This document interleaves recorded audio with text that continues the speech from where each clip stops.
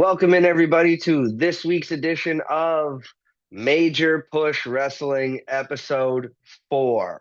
I am your host, the co-creator and founder of Major Push Wrestling, Gino, and I am joined today by C-Rod. C-Rod, how are we doing today?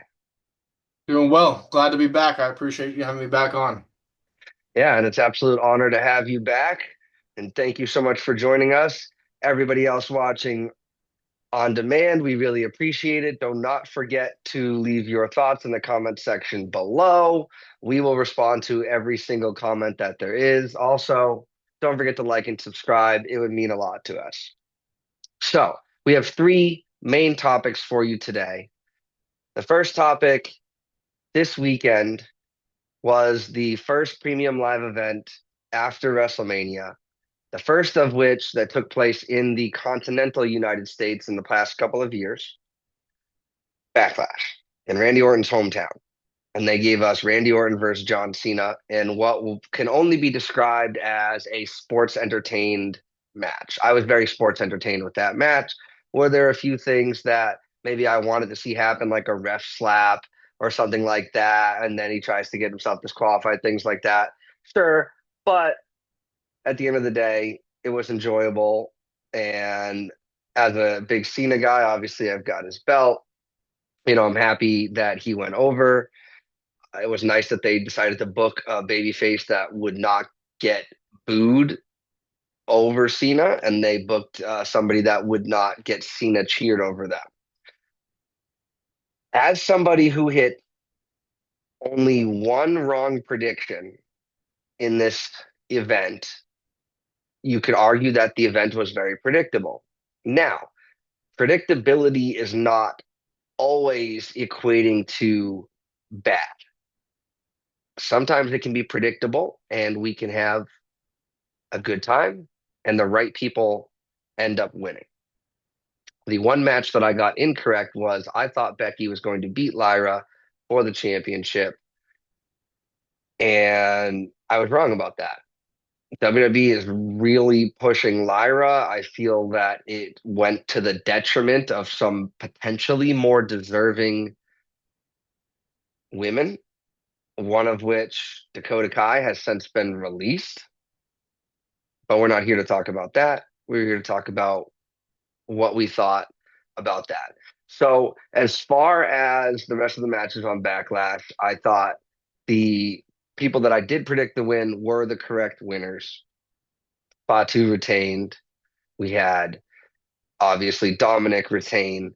We had a little bit of storyline in those things to kind of help push these stories further, which I like when a wrestling match can tell a story and it's not just me versus you or me versus you versus the other guy and win or lose, whatever. No, there were stories to be told. There were things that were getting set up, and I really appreciated that aspect. The show was relatively short, all things considered. This new TKO merger, they're obviously telling the WWE that they need to end their premium live events before the 10 p.m. Eastern hour for those UFC events. Now, just because I thought it was predictable doesn't mean I thought it was bad, but I am interested to hear your thoughts, C-Rod, on Backlash. Anything that stuck out to you? Was it too predictable? Would you have booked anything differently? Yeah, absolutely. So I agree with a lot of your sentiment, right? I think that Backlash it was an entertaining show. I don't think you can compare it to France. Backlash France last year was one of the best of the year. It's you could say it was one of the best of the 2020s. Ever since post COVID. I would agree. Amazing show. The crowd was great. The matches were great. But I digress. St. Louis was great. I actually gave it a less than a 4, maybe a 3.75. It was above average. I thought it was a great show. It wasn't perfect. Out of five or out of 10? Out of 5. Out of 5. Okay. Yeah. My favorite match of the night was the Fatal Four Way. Like you mentioned, predictable, yes, but it moves storylines along. The addition of Jeff Cobb brings a new angle to Fatu. he kind of has beat up on LA Knight, Damian Priest, and Drew McIntyre. That spot on the table, they did their damage to each other, which they've been doing. A few years ago, it was WrestleMania Backlash, right? So it's just kind of a post Backlash follow up. Who's still trending along? I do feel that Lyra and Becky was a little long. You know, are there other women who could take that title, who could take that push? I do agree. I understand why it happened. I understand the push they're trying to give to Lyra, but there were spots that were sloppy. It wasn't the best, and it kind of brings up more questions. Like where is Becky going from here? For me, and then I loved Cena Orton. I won't get too deep into it, but do I believe that that could have been the Mania match? Absolutely. Do I believe that Cena Orton could have been his last match? Absolutely. Who knows where we go from here? The RKO party was great. There was a little pandering to the two referees down, and all of a sudden they're out of referees, and I'm like, you act like you don't have two more, more than two referees before you start getting out there to try to resuscitate them. But the RKO party was entertainment, and I'm just so happy they did not recreate the slap for the disqualification. And I know I said that to you prior to the show, but I'm happy that that stayed off the air. So all around, good show, very predictable, moved some storylines along, but I was entertained as well. Absolutely. So just to touch on the slap one more time, uh, if they were going to do it, the only way that it would have worked, because everybody's like, they should just have Cena get disqualified. Like, talk about a freaking balloon, air coming out of a balloon. Like, way to ruin an event. Ruined Almost like what they wrestling. did with WrestleMania, what was it, 39, where Cody should have went over Roman Reigns then. Like, the only way this slap should have been incorporated is Cena tries to get himself disqualified. And Nick Aldis comes out. It's like, as much as I don't like that Randy Orton RKO's me, like, we're restarting this match and it's no disqualification, right? Like, that's not how this is going to end. St. Louis deserves better. Like, you could have played it. That would have been the only thing that would have worked. Now, so I appreciate your thoughts on that. And guys watching on demand, let us know what you thought. How would you have booked Backlash? What would you have done differently, if anything? Was it too predictable? We're interested to see your thoughts and comments in this comment section below, and we will be addressing everything that we see there. So, with that down, we're going to move on to this. What could arguably be the main event of our show today, and the only reason it is not is because we are still a week away. And that is Saturday night's main event. And we only have two confirmed matches for the show. For those of you that don't know, C-Rod and myself will be attending live from the Yingling Center at USF campus in Tampa, Saturday night's main event. So we have Jey Uso versus Logan Paul. And then we have CM Punk and Sami Zayn versus Rollins and Bron Breakker.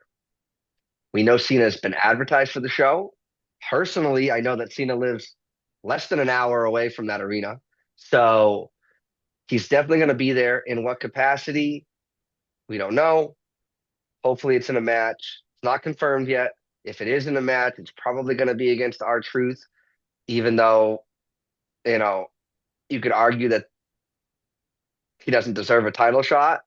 Um, but if we get that, I will be very excited, whether it's for the title or not, because I've been begging for the WWE to pull the trigger on Cena destroying R-Truth, making him bleed, wiping the floor with his blood, and potentially even having that lead to a CM Punk coming out to help him after his match. Because if Cena is wrestling R-Truth, it's probably going to be the main event. It should be, and that would be for the angle that would happen after, even though Jey Uso versus Logan Paul. I mean, talk about how many times main event Jey Uso would have had the opportunity to main event the show, but then doesn't, right? Like, I'm Agreed. sorry, Yep. you can't really call yourself main event anything if you can't, you opening WrestleMania, if you're like not main eventing any of these shows. It's wild to me, but the crowd loves him.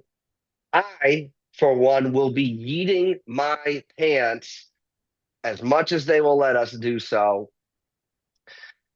and it will be a fun time. Uh, Logan Paul, I'm a big fan of Logan Paul. a lot inside the ring, a little bit outside the ring as well.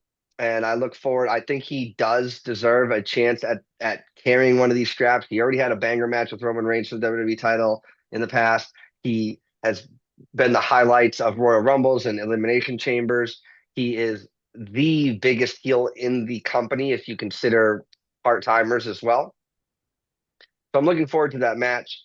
As far as Sami Zayn and CM Punk and Rollins and Breaker, like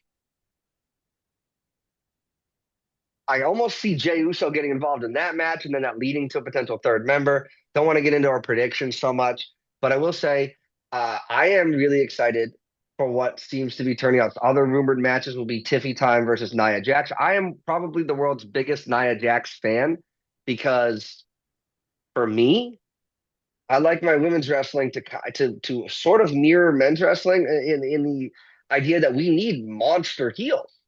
The women's division, all of their monsters are faces. You think about your Rheas, your Biancas, your Jades, right? Nia Jax is it's believable. There's a reason why she can enter the men's Royal Rumble and get RKO'd and do these things. Yep. You wouldn't believe anybody else other than like a Rhea or a Bianca, yes. Also big fans of them. But so my excitement level is increasing by the day, and I'm really glad I got my tickets before we have any confirmed the rest of the card because I can only imagine that those scalpers will be sending those tickets prices even further into the air than WWE already sets them. So I want to throw it over to you now, C-Rod. What are your thoughts on our two confirmed matches? We don't necessarily need to predict the winner, but what is your excitement level with that, and what you're as far as maybe another match you might think be added to the card. Yeah, so I'm pumped, and to have gone to WrestleMania where it's 60 plus thousand to now go to the Yingling Center, which holds less than 11,000, right? It's an on-campus student basketball arena. That's where the payoff is going to be for the true fans, the ones who get to be intimate and raw and like in the moment. There's no bad seat in the house.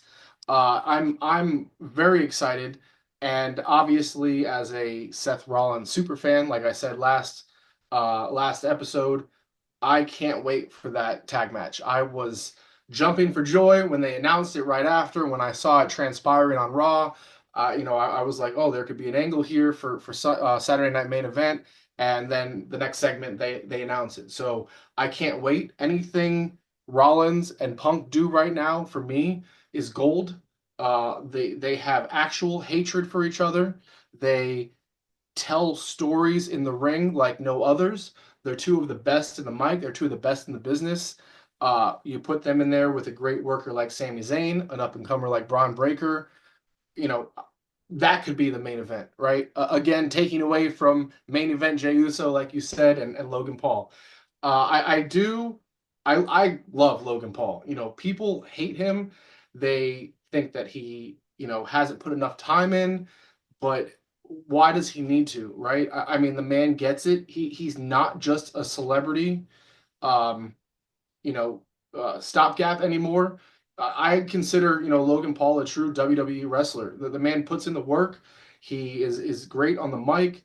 I mean, some of the things that he does in the ring. One, he's huge. He's not a big dude, but he's a tall guy. So some of the flips and everything that he does, the acrobatics is great. I mean, you think back to just jumping in the ring against Ricochet and meeting from the ropes in the middle of the match as being a highlight for him. So I'm pumped. I think it's going to be a great show. Cena, Truth, better be there. Cena better be fighting. I do agree that the hot take is, Truth doesn't deserve a title shot, but it's not about Truth and the title shot. It's more about Cena, going up against people that he wants to during his last years. He only has so many matches left. You can probably count them on your hand. And to watch R-Truth face his childhood hero, I think would be fantastic, for everyone. It's great TV, whether it's for a title or not, seeing them both do the five knuckle shuffle, seeing them both do the AA, whatever it might be, I think it'll be great, and it better be there. I would love to see either Rhea versus Roxanne or Io versus Julia. I loved Raw. I loved the addition that these women have created into Raw, not only into Raw but into WWE. At times, I think that the women's division is stronger than the men's. You know, you mentioned Nia being an amazing heel. If you go back and look at some of these PLEs, Raws, SmackDowns, you know, the women are main eventing. You know, sometimes the women's matches are better than the men's matches. You know, look at Mania. You know, look at the triple threat that Bianca and Rhea and Io did. So I love where they're going with this new angle of the fresh blood facing, you know, the tops of Raw.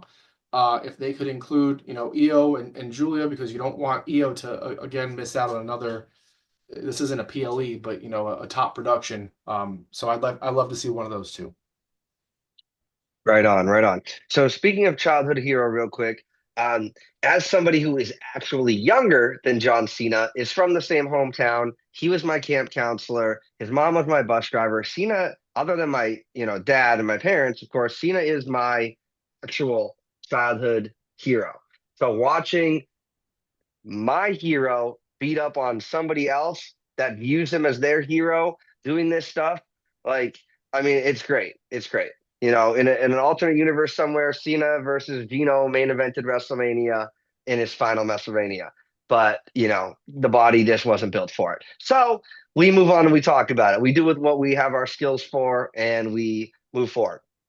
So we are both looking forward to it. We're going to have a great time. You're going to see a bunch of pictures. You're going to see videos. We're going to have all that up for you on the channel uh, when it comes. So stay tuned for that. And guys, who would you like to see added to the Saturday night's main event card? Let us know in the comment section below. And we will be addressing all of those comments as well as your excitement level for the show. Now, guys, with that down, let's move on to our main event of the evening. And that's this. What was once considered a flavor of the month, flash in the pan, overnight success, has maybe even not so quickly steamrolled into an unstoppable force of entertainment.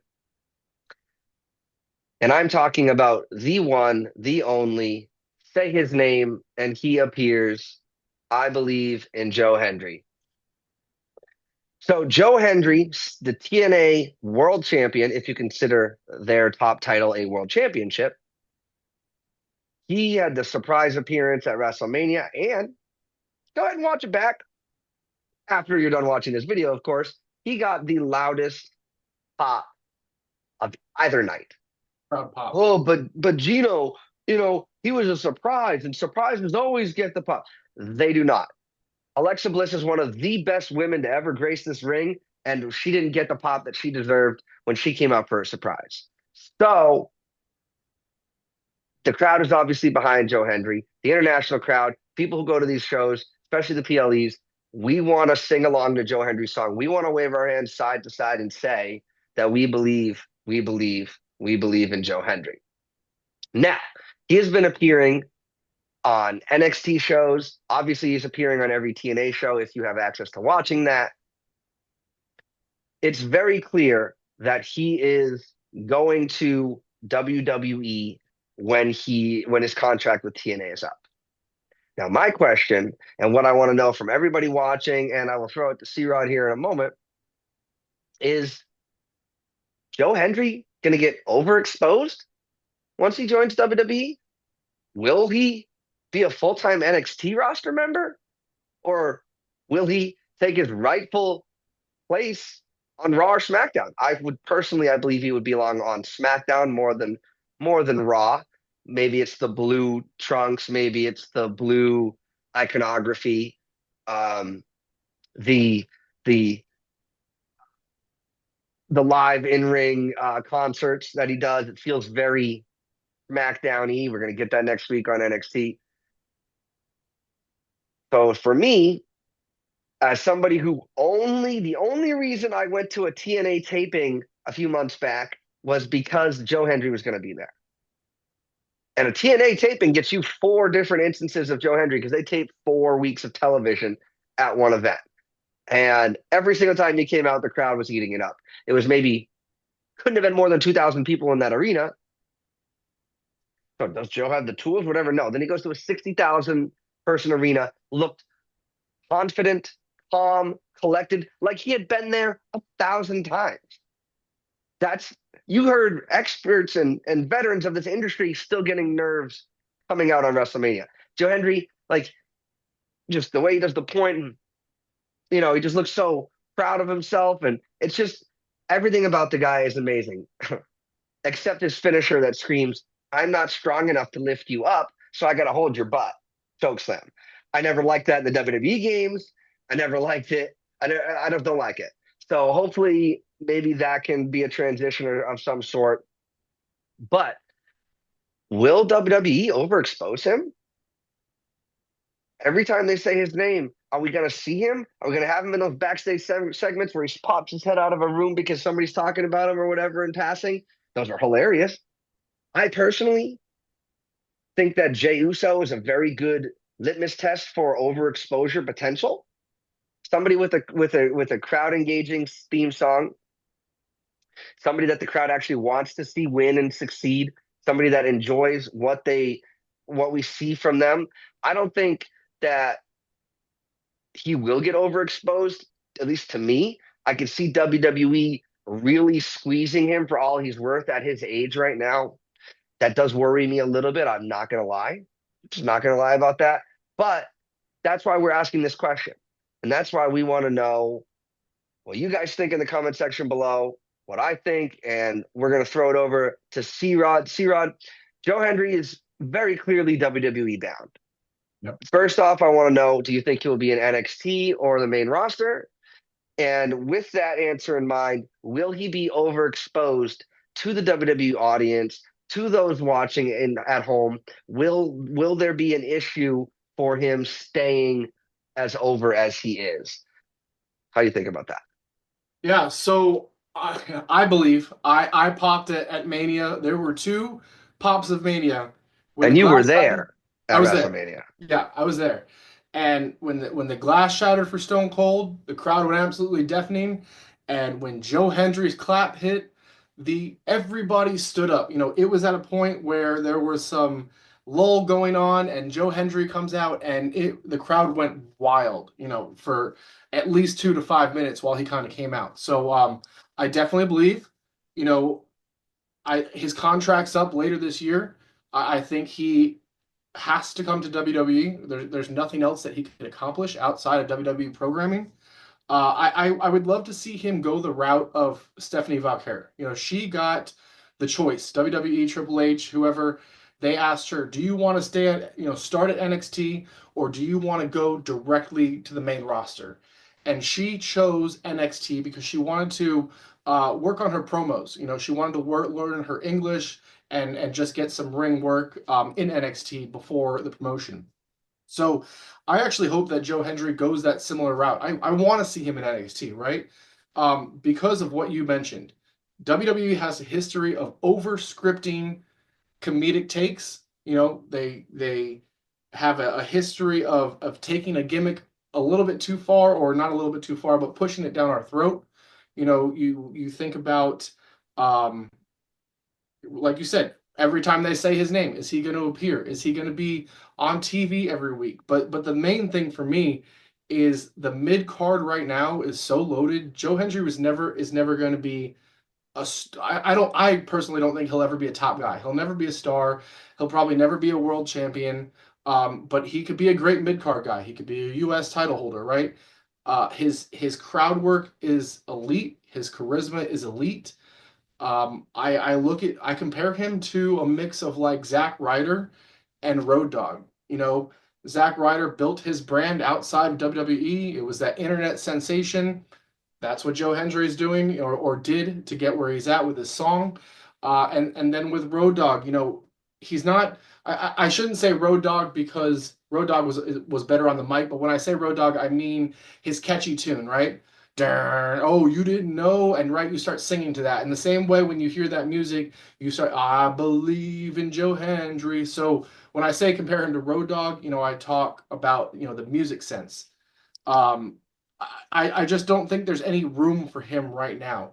Go to NXT, keep building your brand. There's so many people that don't watch TNA and get some exposure in NXT, become a champion there, and then come, to the main roster and see what you can kind of do in that mid card, because just like you mentioned, his in-ring work needs a lot of help. His charisma will get him only so far, but I don't think he's the best worker in the ring, and I'd like to see him improve that as well in NXT. Awesome. Very well done. I like the take. Absolutely.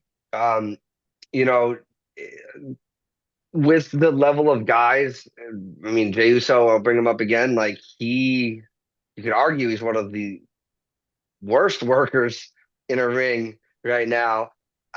His promo skills aren't that really good either.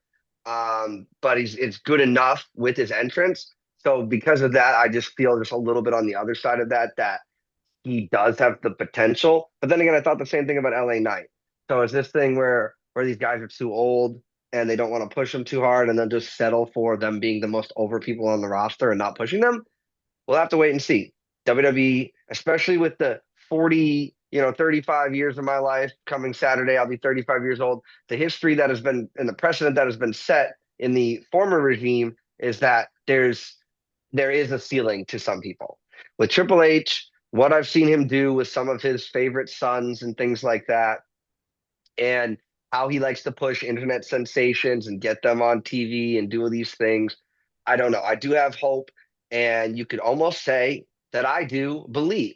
So we both believe that Joe Hendry is over, and we both believe that he does deserve the main roster eventually. We deserve that he has earned and worked his way towards this, like you said, what he's doing outside of the ring with his socials. With like I follow him on Instagram, bro. He's got fun. He's funny on Instagram.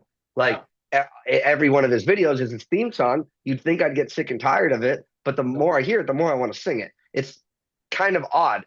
And I listened to a podcast with him on CVV, which we all know CVV is the goat of wrestling podcasts. Joe Hendry spoke to the surviving members of Queen when coming up with that song. That's why he uses the "We Will Rock You" chant in the ring, because he talked about how they came up with that and how to foster and facilitate crowd engagement through music, through lyrics. And that's why the song has stood the test of time. He's been using this a lot longer than people realize. I don't think it was like 10 years, but it's been at least since like 2020 he's been using this song, and it topped the charts in 2024. So it's about timing. It's about execution. And when you're that smart, he's a true musician. He's a true artist in and outside of the ring. I think that there is a lot of room for growth, but you can't right now do anything with him other than NXT stuff because they really don't want people to think that TNA is the equivalent. And honestly, I don't think TNA wants to be compared to WWE television. I don't. I think that they're fine being that middle ground, that niche thing where WWE, there's they got a few guys coming from NXT, they send a few guys over there and try and cross pollinate. But yeah, I think that the future is bright, even with a stacked roster. I think that he would shine head and shoulders above a lot of people, even into the upper mid card. What he did with Drew McIntyre with his Drew da ba dee da ba die in the Scottish wrestling promotion. I have a girlfriend and she is so Drew. Like that level of comedic stuff is not like slapstick. But it was, but it's like it's intelligent. It doesn't insult the intelligence of the audience, like say maybe even you could argue some of the R-Truth stuff does. Yeah. But we will have to wait and see. This has been a very fun show. I want to thank C-Rod for joining us. C-Rod, do you have anything you'd like to plug? Anything I would like to plug? Not at the moment. Maybe in future episodes. There are some things in the works. But I'll keep that a secret for now. Okay, you heard it here first. It's under construction, and we will find out next time. So for me, you guys already know, find me on the YouTube channel. Don't forget to hit that subscribe button. It means the world to me. Every Wednesday, we upload this video to you guys to watch as it premieres. So there's a live chat and comment section. We're working on getting to this to be a live show. It does take some time. I'm trying to find the best technology to make it happen. So bear with us. We really appreciate it. Now, what do you guys think? Is Joe Hendry, who's Do you think he's not WWE bound? Do you think he's TNA bound? Do you think, or he's in TNA? Do you think he's AEW bound? Do you think he's going to be in NXT? I mean, I think honestly, AEW should swing for the fences and try and get the man because you want to get me to start watching AEW again? You put Joe Hendry on your program. Is he obviously main roster bound like we feel, or like I feel like he is? Whatever you guys think, drop your comments in the section below and let us know your thoughts. So, from C Rod to Gino, we really appreciate you being here, guys. This has been Major Push Wrestling, episode 4 on Wrestling Wednesdays. We will be back next week in all of our glory. And as always, guys, I'll catch you on the next one.